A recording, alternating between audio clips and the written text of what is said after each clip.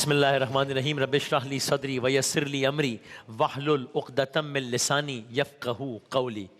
کل ایک واقعے کا اختتام ہوا جس میں یہ عرض کیا تھا، جس کا خلاصہ ہے کس طریقے سے حضرت موسیٰ علیہ السلام نے بنی اسرائیل سے بچھڑے کی پوجا کا خاتمہ کروایا۔ لیکن ہم نے آپ سے کل یہ عرض کیا تھا کہ آج اس داستان کا آغاز کریں گے کہ سورہ حمد کے بعد قرآن کریم کی دوسری سورہ آتی ہے سورہ بقرہ، یہی شہر رمضان الذی انزل فیہ القرآن، یہ سورہ بقرہ کا ہی پارٹ ہے، قرآن مجید کی سب سے بڑی سورہ بقرہ یعنی گائے۔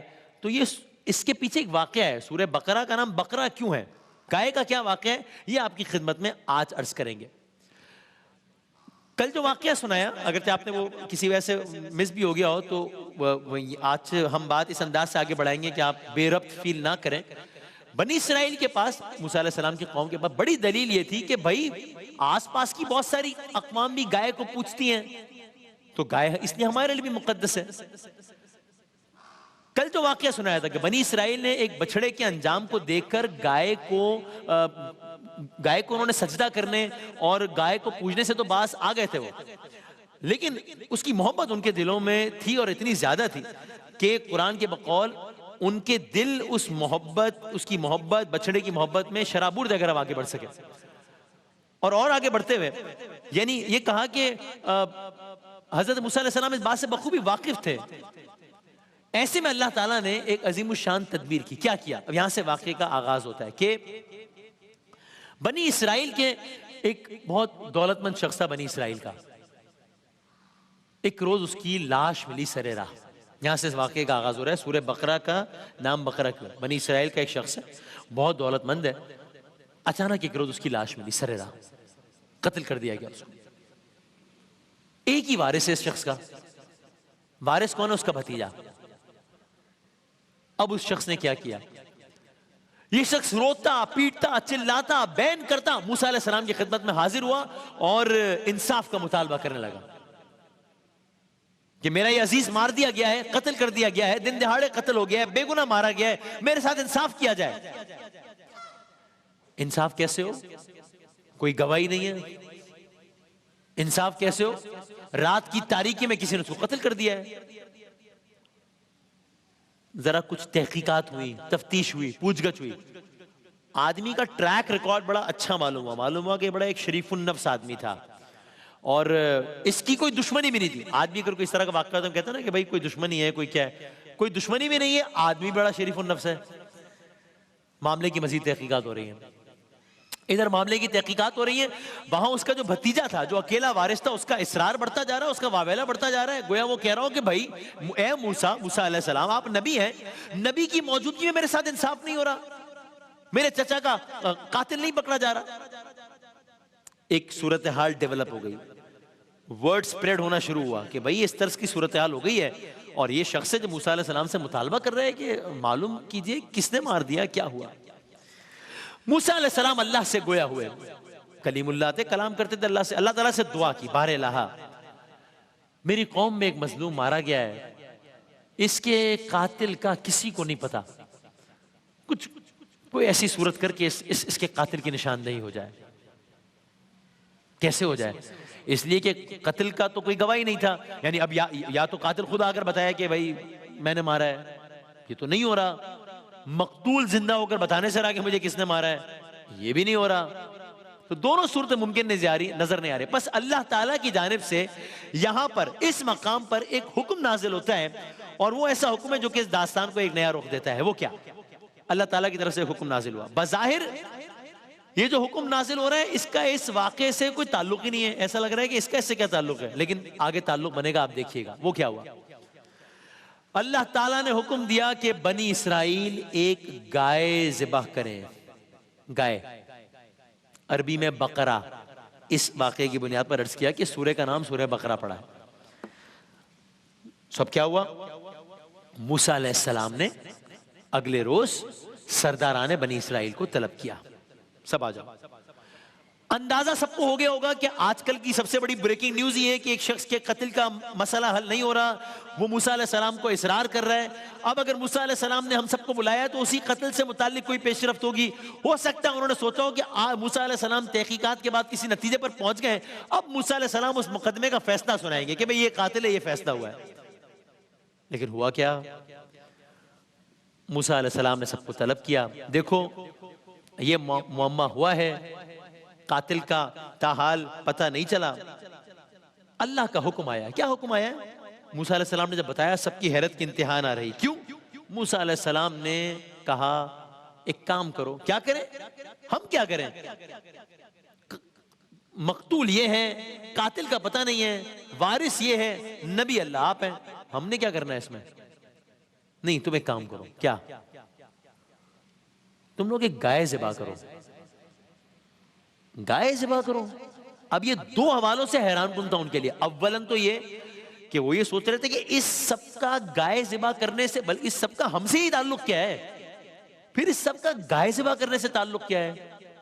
یہ چیز تو ان کے لیے حیران کن تھی، لیکن اس سے زیادہ ایک چیز پریشان کن تھی، وہ یہ کہ ان کے دلوں میں گائے کی محبت تو بہت حد درجہ بسی ہوئی تھی، اور یہاں پہ گائے کو نقصان پہنچانے کی بات نہیں ہو رہی، براہ راست گائے کو ذبح کرنے کا حکم دیا جا رہا ہے موسیٰ علیہ السلام کی طرف سے۔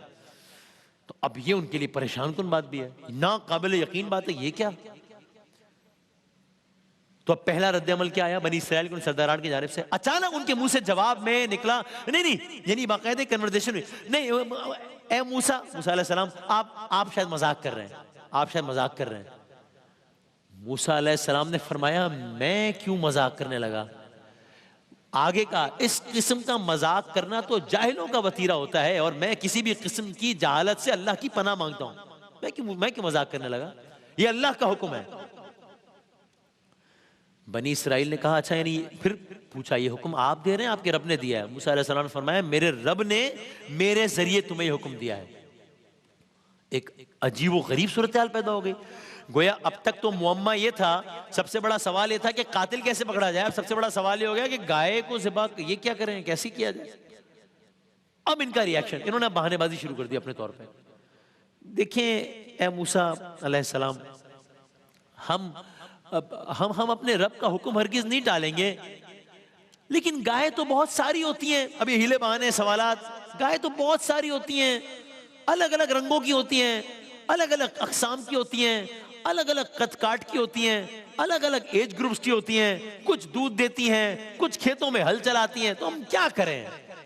تو پھر آپ ایک کام کریں کہ اب آپ تو رب سے بات کرتے ہیں، تو ذرا اپنے رب سے پوچھ کے یہ بتا دیں کہ وہ گائے کیسی ہو۔ میں نے کچھ علماء کرام سے سنا کہ احسن یہ تھا کہ بھائی یہ حکم ملا ہے اس پر عمل کرو، بات ختم کرو۔ یہ کیا کہ یہ سوالات پوچھ کے اپنے لیے مشکلات میں اضافہ کیا، اور یہ کیسے ہوئے آپ دیکھیے گا کہ بھائی ورنہ کیا تھا؟ موسیٰ علیہ السلام نے کہا گائے ذبح کرو، وہ گائے ذبح کر دیتے، بات ختم ہو جاتی۔ انہوں نے ایسا نہیں کیا، کیسی گائے ذبح کریں ذرا پوچھ کے بتائیں۔ ٹھیک، موسیٰ علیہ السلام نے رب سے کلام کیا۔ اب جب کلام کیا جواب آیا، اللہ نے کہا دیکھو پھر اب جب پوچھا ہے تو سنو، وہ گائے ایسی ہو جو نہ بوڑھی ہو، وہ گائے ایسی ہو جو نہ بچیا ہو، جوان ہو، صحت مند ہو۔ چلے، اب جب یہ میسج کمیونیکیٹ ہوا کہ آپ نے تو پوچھا تھا کہ گائے کیسی ہونی چاہیے تو ایسی ہونی چاہیے، اب تکلیف میں اور اضافہ ہو گیا۔ کیوں؟ بھائی اس دور میں، بلکہ ہر دور میں، جس گائے کی پوجا کی جاتی تھی وہ صحت مند ہوتی تھی، تندرست ہوتی تھی، توانا ہوتی تھی، جوان ہوتی تھی۔ تو اب یہ تو ایگزیکٹلی اسی قسم کی گائے کا بتا دیا گیا ہے، تو نہ پوچھتے بھائی، اب پوچھا ہے، یہ ہے جواب۔ اب کیا کیا گائے ذبح کر دی کہ چلو اب تو ہم نے ہی پوچھا تھا کیسی گائے چاہیے، بتا دیا ذبح کر دیتے ہیں؟ نہیں، بنی اسرائیل نے اللہ کا حکم سن کر اس بات پر عمل نہ کر کے اس جگہ سوالات کی راہ تو اپنا ہی، اگر وہ پہلے حکم پہ گائے ذبح کر دیتے تو بات آگے نہ بڑھتی۔ بہرحال اب انہوں نے خود ہی سوالات پوچھ کر اپنے لیے ایک آسان کام کو مشکل بنا دیا۔ تو اب وہ تمام گائے جو بچیاں تھی اور وہ تمام گائے جو بوڑھی ہو گئی تھی، وہ اب لسٹ سے نکل گئی ہیں، شارٹ لسٹ ہو گئی۔ اب صرف جوان گائے لسٹ میں رہ گئی ہے، اب بھی نہیں ذبح کر رہے ہیں۔ اگلا سوال کر رہے ہیں کیا؟ جوان گایاں بھی بہت سے رنگوں کی ہوتی ہیں، کوئی کسی رنگ کی ہوتی ہے، کوئی کسی رنگ کی ہوتی ہے. تو ذرا پوچھ کے بتائیے کہ جوان گایوں میں کیسی گائے ہو. مزید مشکلات پیدا کر رہے ہیں. سوال کیا، جواب آیا، اللہ نے ان پر مزید شکنجہ تنگ کر دیا یہ کہہ کر اس گائے کا رنگ زرد ہو اور گائے اتنی خوبصورت ہو، اتنی حسین ہو کہ بس اس پر نظر جم کے رہ جائے. مزید مشکلات پیدا ہو گئی. وہ کیوں؟ اقوام جس گائے کی پوجا کرتی تھی اس کے لیے ایسی ہی گائے منتخب کی جاتی تھی. اب یہ مزید مشکل ہو گیا معاملہ، مزید اسپیسیفک ہو گیا، مزید شارٹ لسٹ ہو گئی. اب بھی باز نہیں آئے، پھر سوال کر رہے ہیں. اب کیا سوال ہے؟ ٹھیک ہے گائے ہونی تو زرد رنگ کی چاہیے، لیکن ایسی زرد رنگ کی گائے کی بھی اقسام تو بہت ہوتی ہیں. کیا مطلب؟ کچھ گھروں میں دودھ دینے کے لیے ہوتی ہیں، کچھ سے کھیتوں میں کام لیا جاتا ہے، کچھ کو بیل گاڑیوں میں استعمال کیا جاتا ہے. یہ وہ بنی اسرائیل ہے جن پہ موسیٰ علیہ السلام کے کتنے احسانات ہیں، جن کو موسیٰ علیہ السلام نے کس کس مشکل سے نہیں نکالا.